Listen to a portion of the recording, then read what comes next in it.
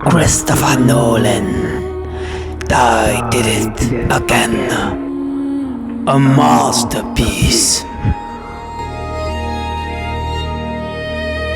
Well, not a masterpiece, but a great movie.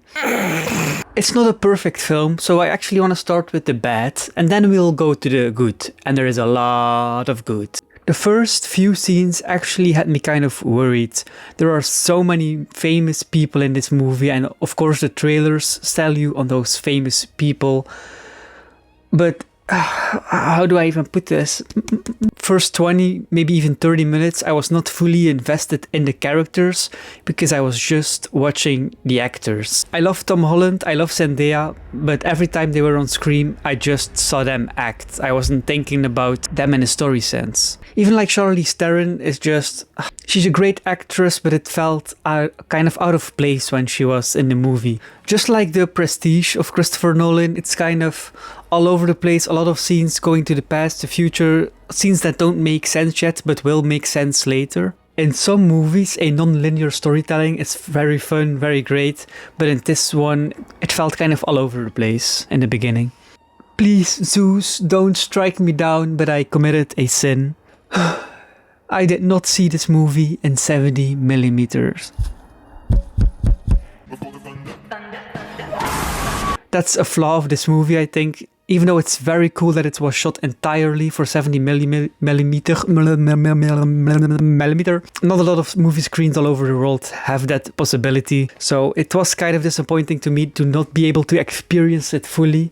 But I did see it in Laser Ultra and it was still an amazing, amazing experience. But now let's get to the fun part, the good.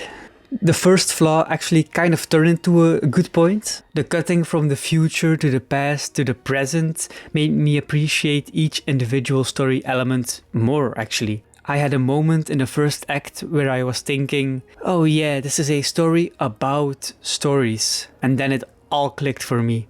Something in my brain just switched, and from that moment on, I loved the new pacing. The third act is worth the weird cutting in between because it all comes together amazingly in the end. Something I did not expect, it was almost like a horror movie in some parts. And I kind of find those scary. To me it was very unexpected actually that it had horror elements. Not even just a tippy toe in horror, it was sometimes like fully into the horror or something. Horror. Sometimes the horror was even better than some actual horror movies. I can't say horror. The action scenes were... The action scenes were always at the right time. I mean, you would think it's a movie with constant action, but it's actually really spaced out. But it's not to its detriment. It works really well. It's very well paced, the action. It really lets the action breathe and makes Odysseus even stronger as a character. Speaking of Odysseus, Matt Damon. He was an actor that actually blended into the movie amazingly. It all carries on him to me. He's also the biggest part of the movie and he is very well cast for Odysseus. Also Anne Hathaway, she is great as Penelope. She is great with Matt Damon, the chemistry works really well. Also, the world, it felt so alive, breathing, existing. All the creatures, all the myths, all the horror elements like I was talking about, everything from the gods as well. It felt really natural in this world, very well blended in. There's also a very big focus on religion and the beliefs in the gods. I love the Greek pantheon, I love the elements of those stories. Love. They nailed the use of the gods and how they work. You feel the gods in the ocean and the wind. Even if you don't see them, you just feel the presence. Sometimes a very scary presence. But my favorite part was the actual journey. Each time they got to a different island, we were following Odysseus and his men, and they got to a new place. It was very scary.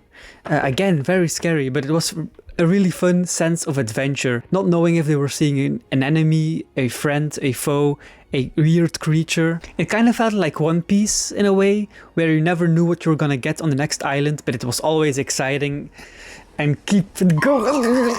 Also, I never heard of Zeus's Law.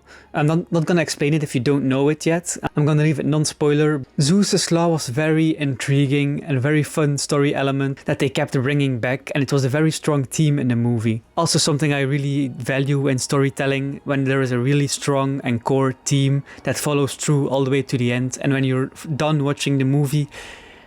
And when the movie was done, I really needed a breather. I was like, but then at the end of it, you remember the theme, what the story was about, and how strong it was. And in this one, you could really feel it all the way through. Speaking about the sound design, Christopher Nolan sometimes is known for having dialogue that you can't understand. But in my part of the world, that's actually not a problem because we have subtitles, so we can always understand. But I don't, even without subtitles, I think you could understand everything that was happening. Sometimes the sound mixing was very loud, but because of a creature or because you're on the sea, and it was very immersive. Even if it was not on 70mm, it was still very good. When the music peaked, I was flatlining, but in a good way. Great cast, even though it was sometimes distracting, amazing action, good storytelling, even though it was messy in some parts.